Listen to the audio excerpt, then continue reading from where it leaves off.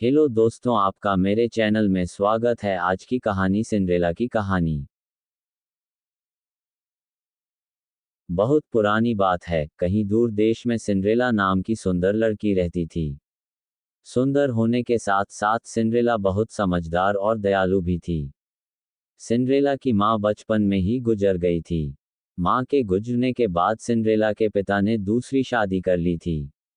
अब वह अपने पिता, सौतेली माँ और दो सौतेली बहनों के साथ रहा करती थी। सौतेली माँ और बहनों को सिंड्रेला बिल्कुल पसंद नहीं थी। उसकी सुंदरता और समझदारी से वे तीनों हमेशा जलती थीं, क्योंकि उसकी दोनों सौतेली बहनों के पास न अच्छी शक्ल थी और न ही अक्ल। एक दिन की बात है, सिंड्रेला के पिता को किसी काम के लिए बाहर जाना पड़ा। पीछे से सौतेली माँ ने सिंड्रेला के साथ बुरा बर्ताव करना शुरू कर दिया। सबसे पहले तो उसने सिंड्रेला की खूबसूरत पोशाक उतरवा ली और उसे नौकरानियों वाले कपड़े पहनवा दिए। इसके बाद उन तीनों ने सिंड्रेला के साथ नौकरानी जैसा बर्ताव करना शुरू कर दिया।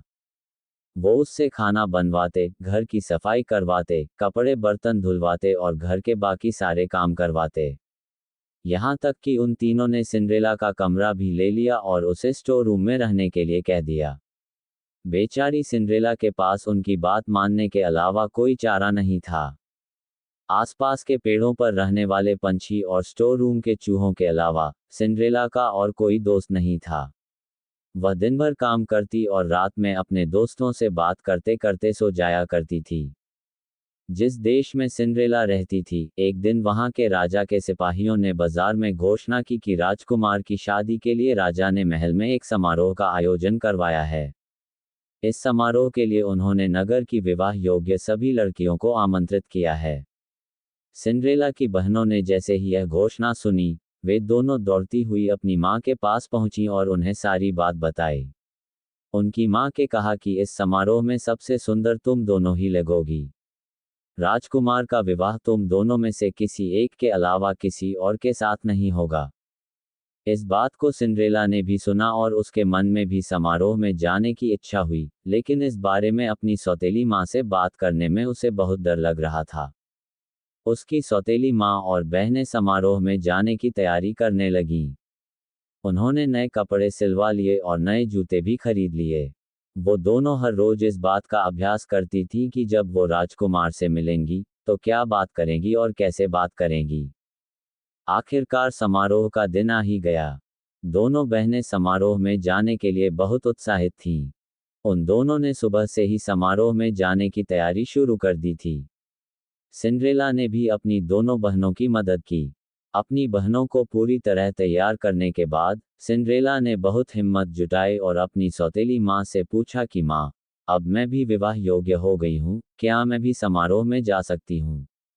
ये सुनकर वे तीनों जोर जोर से हंसने लगी और कहा, राजकुमार को अपने लिए पत्नी चाहिए, नौकरानी नहीं। ये कहकर वो तीनों वहां से चली गईं। उनके जाने के बाद सिंड्रेला बहुत उदास हो गई और रोने लगी। तभी उसके सामने एक तेज रोशनी आई, जिसमें से एक परी निकली। परी ने सिंड्रेला को अपने पास बुलाया और कहा, मेरी प्यारी सिंड्रेला, मैं जानती हूँ कि तुम क्यों दुखी हो, लेकिन अब तुम्हारे मुस्कुराने का समय आ गया है। तुम भी उस समारोह का हिस्सा बन पाओगी। इसके लिए मुझे सिर्फ एक कद्दू और 5 चूहों की जरूरत है। सिंड्रेला कुछ समझ नहीं पाए, लेकिन फिर भी उसने बिल्कुल वैसा ही किया जैसा परी ने कहा।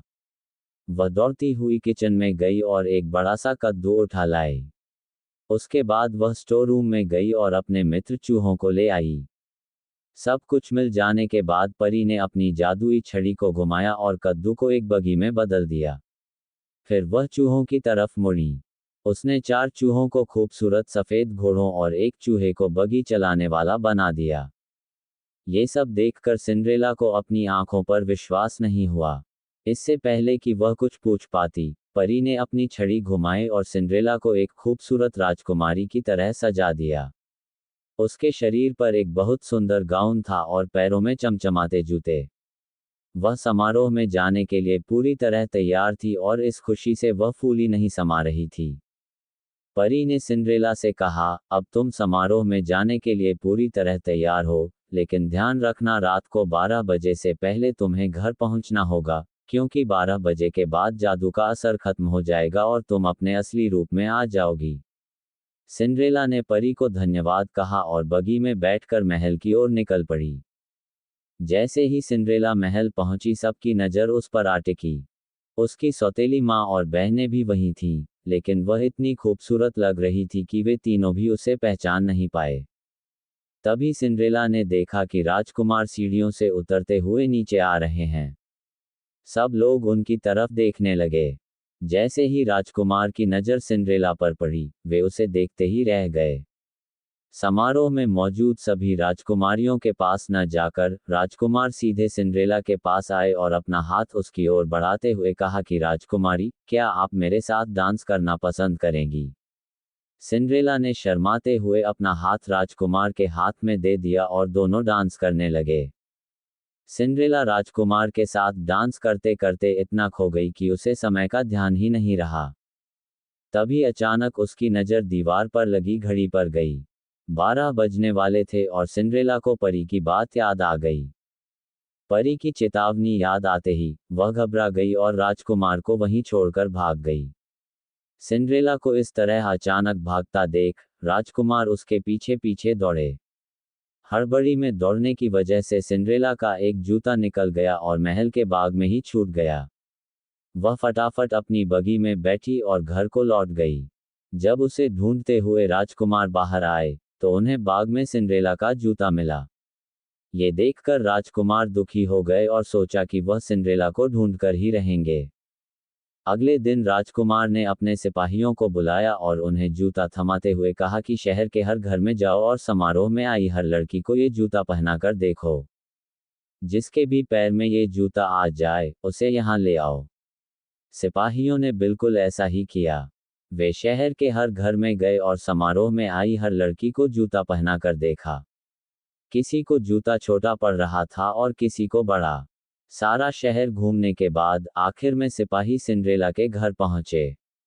जैसे ही सिंड्रेला ने सिपाहियों को देखा, तो वह समझ गई कि ये राजकुमार के कहने पर आए हैं और वह खुशी से दरवाजे की तरफ दौड़ी। उसी समय उसकी सौतेली माँ ने उसका रास्ता रोक लिया। सौतेली माँ ने सिंड्रेला से पूछा, तुम कहाँ चली? सिपाही उस लड़की के लिए आए हैं, जो कल रात समारोह में थी। तुम तो कल आई ही नहीं थी, तो तुम नीचे जाकर क्या करोगी? ऐसा कहकर उन्होंने सिंड्रेला को स्टोर रूम में बंद कर दिया और चाबी अपनी जेब में रख ली। जब सिपाही जूता लेकर घर में आए तो उसकी दोनों बहनों ने उस जूते को पहनने की कोशिश की, लेकिन वो दोनों नाकाम रहीं। वहीं निराश होकर सिंड्रेला रोने लगी। उसे रोता देख उसके चूहे मित्र को एक उपाय सूझा। दरवाजे के नीचे से निकलकर वह दौड़ते हुए नीचे गया और चुपके से सौतेली माँ की जेब से चाबी निकाल लाया और सिंड्रेला को दे दी। चाबी मिलते ही सिंड्रेला ने दरवाजा खोला और दौड़ती हुई नीचे गई। सिपाही महल की ओर लौट ही रहे थे कि तभी उन्हें सिंड्रेला की आवाज आई, मुझे भी जूता पहनकर देखना है।